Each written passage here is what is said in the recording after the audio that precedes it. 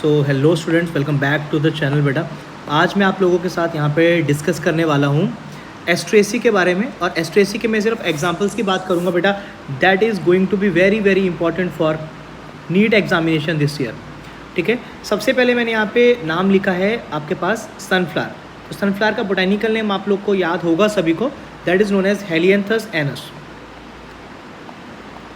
Helianthus annuus, ठीक है। ये जो हेलियंथस एनस है या जो सनफ्लावर है, इसको याद रख लेना है, it is an oil yielding plant. Sunflower oil सुना ही होगा आप लोगों ने, ठीक है। दूसरी बात यहाँ पे मैरीगोल्ड है। मैरीगोल्ड का बोटेनिकल नेम याद करने की जरूरत नहीं है, बट याद क्या रखना है, marigold is an ornamental plant. Ornamental plant है, okay. Artemisia, artemisia is an, आप लोग चाहो तो यहाँ लिख सकते हो medicinal plant. It is an medicinal plant, right. जो नेक्स्ट है हमारे पास, दिस इज एक्लिप्टा एल्बा।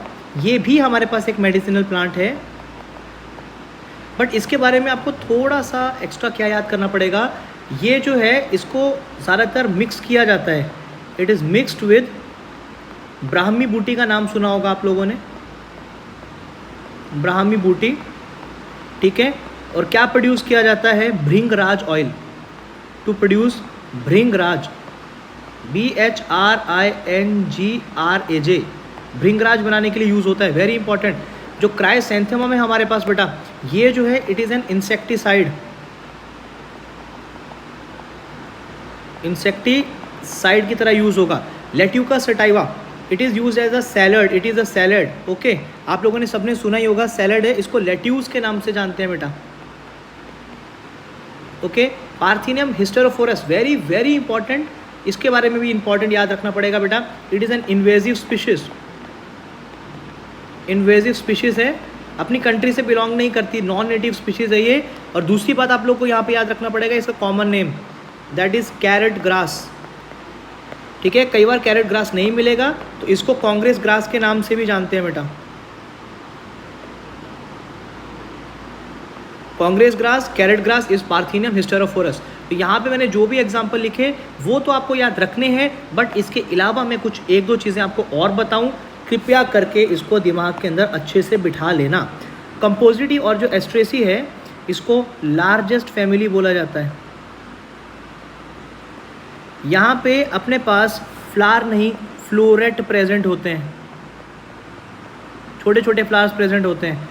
यहाँ पे हमारे पास पूरे सिलेबस में सिर्फ एक ही फैमिली है एस्ट्रेसी, यहाँ पे एपिगाइनस कंडीशन होती है, ठीक है। इसके अलावा आप लोगों ने एक चीज़ याद रखनी है, यहाँ पे जो इन्फ्लोरेसेंस होती है उसको कैपिट्यूलम या हेड इन्फ्लोरेसेंस बोलते हैं, कैपिट्यूलम इन्फ्लोरेसेंस है, ठीक है। यहाँ पे हेयरी कैलिक्स प्रेजेंट होता है,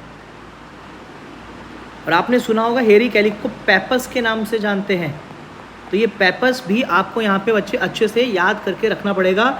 ये कुछ करेक्टरिस्टिक फीचर्स हैं जिसे आपको एट एनी कॉस्ट नीट के अंदर क्लियर करके रखना पड़ेगा दिमाग में। एक चीज़ और बता दूँ, यहाँ पे एंथर फ्यूज होता है और फिलामेंट फ्री, उसको सिनजेनेसियस कंडीशन बोला जाता है या सिनजेनेसिस कंडीशन बोला जाता है। इतना प्लीज़ आप लोग बिल्कुल अच्छे से याद कर लीजिए बेटा। स्टिल अगर कोई डाउट हो then you can do ask in the comment section. Thank you so much and good day.